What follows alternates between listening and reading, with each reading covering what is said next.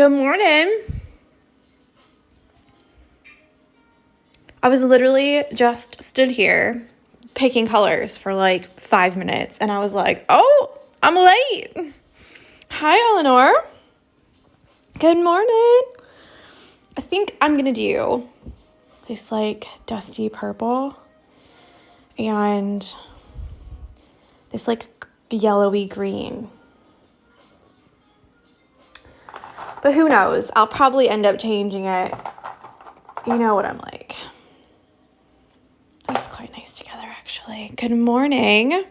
Okay, so what we're doing today is we're doing these guys and then these stems. So we've got 3 flowers and then 3 stems. So I'm going to do the stems first with a green, and that's going to be 3 strands. And then I think I'm going to use this purple, although I might change it to like a light pink. It's actually more light pink than it is white, if you can believe it. We'll see. And that will be 6 strands. So if you want to prep anything, you can do that. So let me just separate these ones. So 3 strands for the stems. And we're going to do the whipped backstitch. So the whipped backstitch, super simple, but you do have to think about it a little bit because you're going to start and end in the same place. So you don't want to start and end in a place where you know you're going to have a lot of threads or a lot of knots because you don't want to make that area too congested. So for me, I'm just doing a little knot on the end. I'm going to start closer to the basket and go up towards the flowers. So I'm going to start here, go out towards the flower, and then come back and end at the basket because I know that we're going to have some other things that I want to do in here, and I don't want to make this too congested. Yeah, I don't want to have to like make a problem with myself. Oh, morning. I can't hear you, so this bites. Can everyone else hear me? Because it might be a me situation. It might be my problem. Give me a wave or a heart or something if you can hear me fine.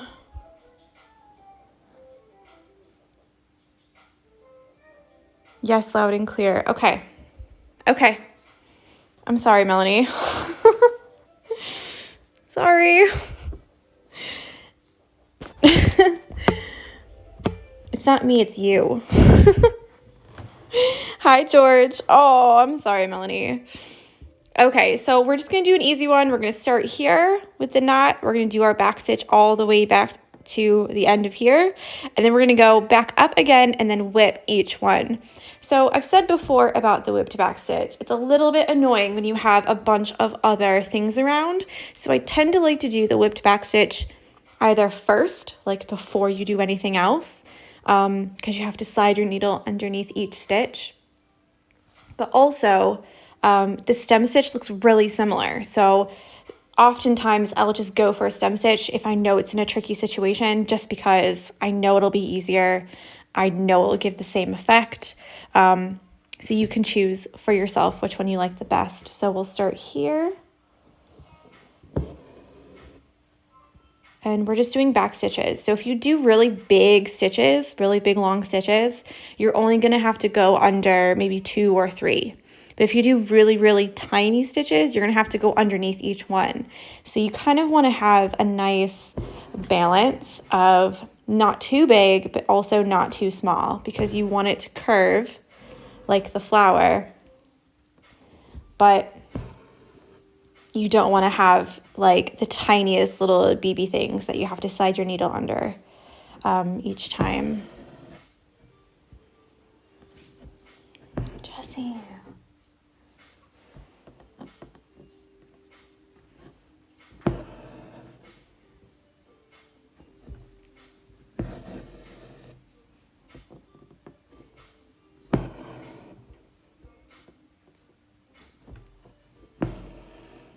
I thought I was going to sneeze. That's why I didn't say anything. Sorry.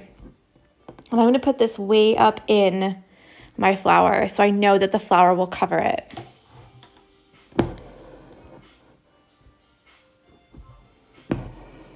Okay, so now we're going to go back and whip each one, and that means slide your needle under each stitch. And it's going to give like a twisted effect. So we're going to go back up here at the very end. You can go through the same hole or you can go a little bit farther up. It's completely up to you. But this next part, you have to do the same way each time. So if you decide to go right to left underneath like this, you have to do that for every single one. If you decide to go left to right underneath each one, then that's the way you're going to go for every single one under every single stitch. I hope that makes sense. So here we go. I'm going to go right to left because I'm right-handed. Yeah. And then bring it back over underneath. And make sure that you're not snagging any of the other stitches around it. This is why I tend to do this one first if I know I'm going to have to do it. Or I'll use a stem stitch because it's like, it looks very similar. So it gives it almost like a rope effect, that like twisted look. So notice I'm not pulling really hard.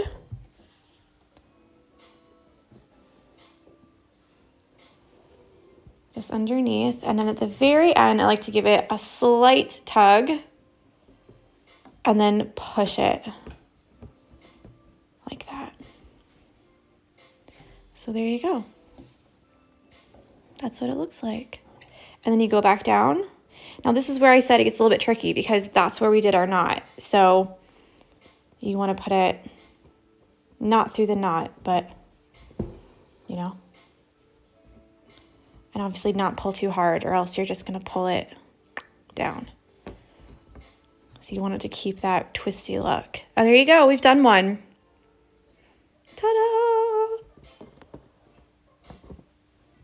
So you can continue with the other ones. With these that are stuck behind, I like to do just one stitch there and then go back and whip it anyways, just to keep that idea of they're all coming from the same thing. They're all twisted. Continuity, you know? So again, it's just a regular back stitch, and then you're sliding your needle underneath each stitch to make that whipped look. And for me, I like to go pretty deep into the flower just because I like the flower to be completely covering the stem. I don't like it when like the flower's here and the stem only goes to here, you know? Like they are connected.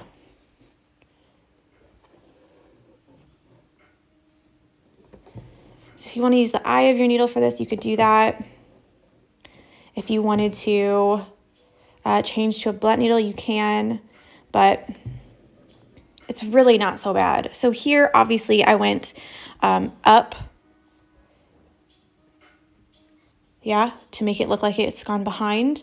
So I'm going to have to go back down here. I'm going to go up here again and whip that one. Just to make sure that they all have the same look. Even if it's just one little stitch, it really makes a difference. And it looks like I need to do it down here as well. Thanks, Jessie. She just loves to lay on my feet these days. I don't know what's the deal, but she's always laying on my feet.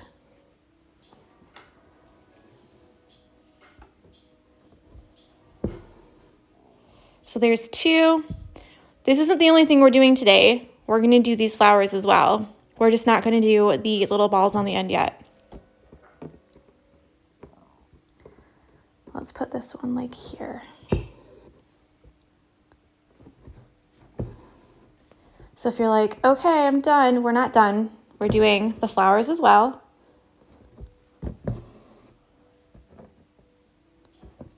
Oops, don't go through your petals.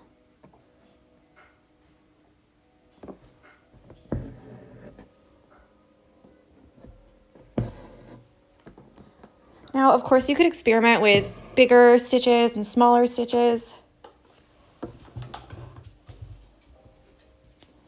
and see which one you like better. There's a pigeon in the backyard and Jesse's like, oh my God, get out of my backyard.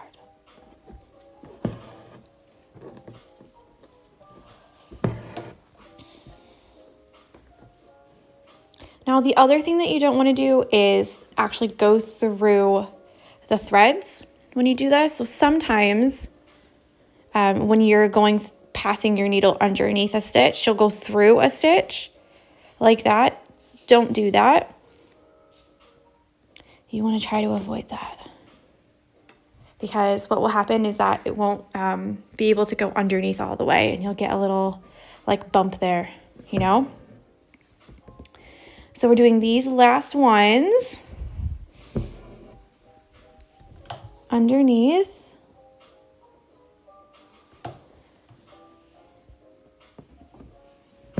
Hi. Oop.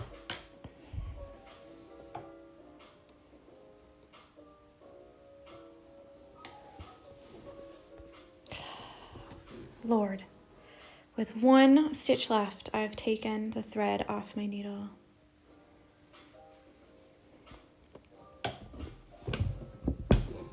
Okay, so that's what it looks like. Boom, boom, boom. And on the back, just looks like a regular back stitch.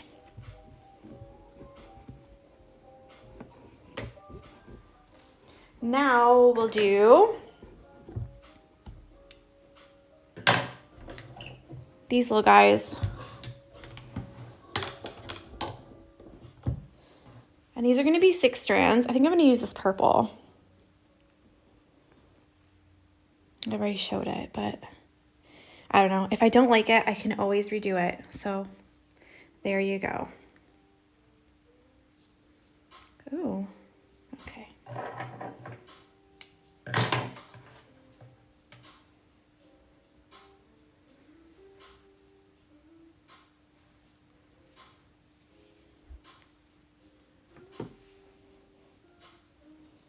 Again, just making a knot. Finally, I can hear you now. Good job, Melanie. I don't know how you fix that. I might go back to like an off-white light pink or something like that, but we'll see. Maybe I'll just make these other things different colors. All right, so here we go. Let's change this around a little bit, because I think it'll be easier for y'all if I can make it sideways. Fix my brick. There we go. Yeah. Okay. So for these ones, they are detached chain stitches. So I like to start anywhere really, but there's going to be 4. 1, 2, 3, 4.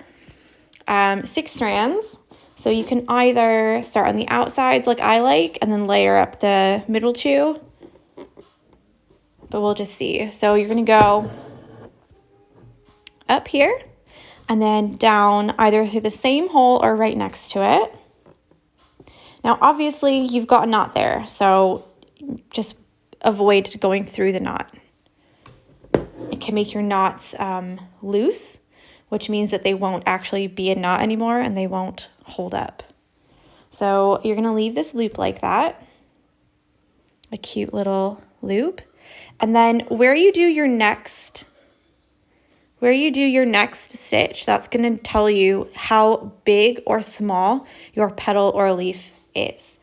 So if I put it way out here, then it would be bigger. If I put it really, really close, then it would be smaller. So I'm going to stay pretty true to this. I'm going to go just below the line or just above the line, however you look at it, above the line.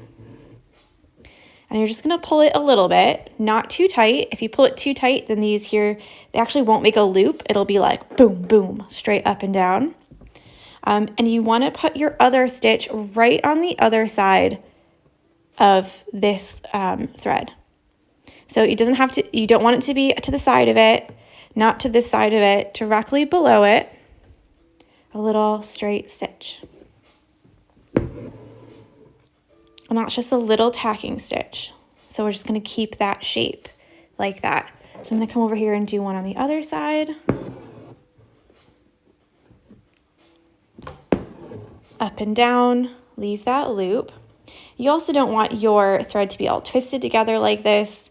When you put your needle up, you want it to be nice and straight, like that. Okay? Again, wherever you put this, that's how big your petal is going to be.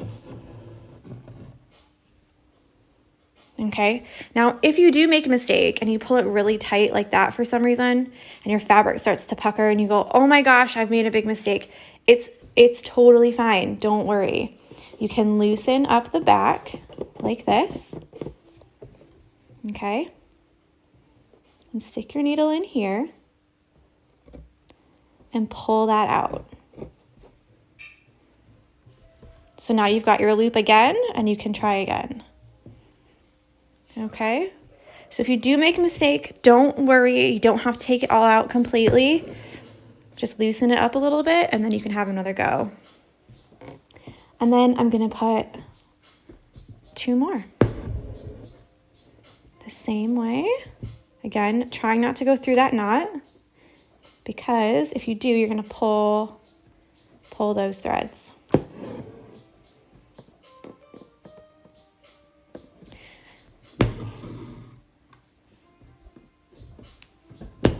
Now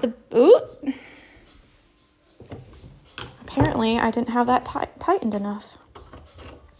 Now the bigger that you make these petals, I find that the more straight up and straight down that they'll go.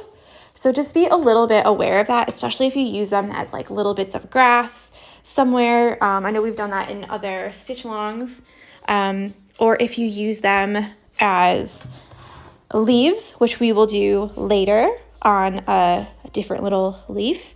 The bigger and longer that you make them, the more likely they are to go just straight up and down. Which is fine, you just won't get that nice like round effect.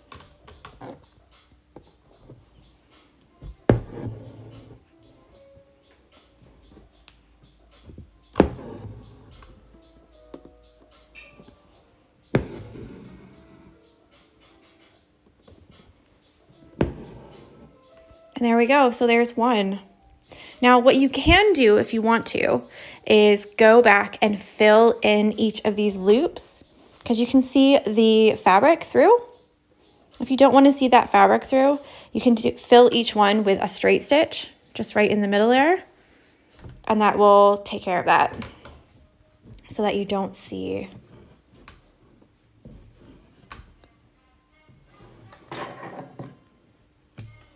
And that's just a personal preference. If you don't like it like that, then you don't have to do it. You can also fill with a different color. Oops. If you wanted to fill with a different color, you could do that as well.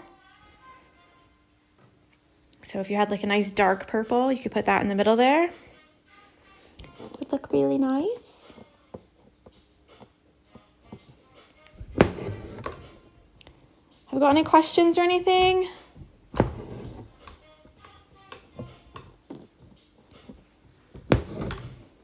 Oh, come on.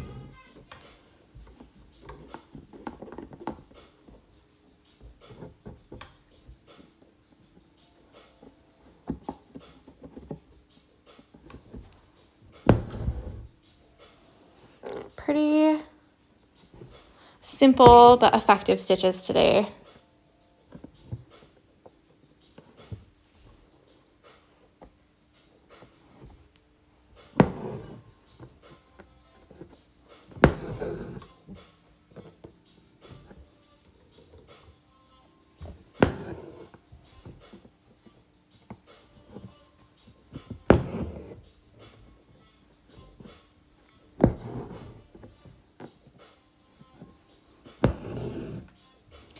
And you can see that we've actually covered up where we put the stem so far up. I don't know what is the deal with this one.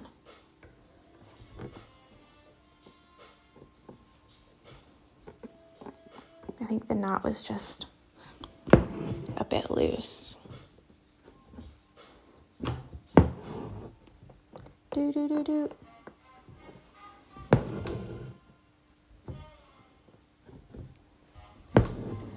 And it's totally fine if you do, if you cover a little bit of this leaf up. We'll just move it down to make it a little bit wider later. So that's okay. All right, we've just got one more left and then we're done. A quick day today.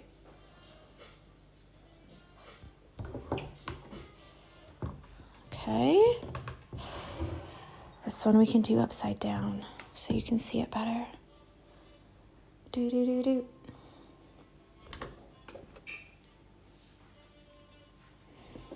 All right, here we go. Last ones. Now, sometimes I'll take my hand underneath of it. I'm not sure if you saw that through the fabric or not, but if you pull it like this, and then you take your finger underneath of it right here and just pull that knot over a little bit, then you can go through it really nice and easy.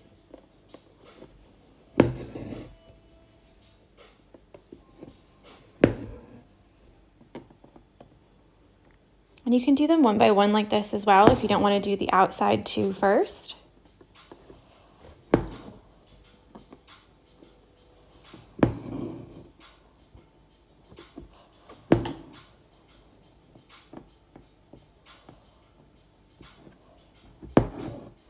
Well, the only thing we're not going to do today is the middles, which are these little balls here. So we'll do all of the middles on the same day. So it'll be like French knot day. And then you can decide which ones you want to do with French knots. And then we also have a details day, which will be like doing all the little details. It might be the same day, to be honest. We'll see. We'll see how far we get with this, you know? There you go.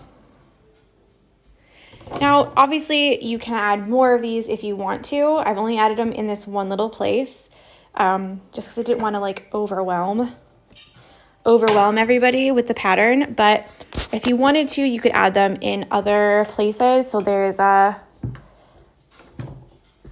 you look at the pattern like this, there's quite a lot of space at the top of here.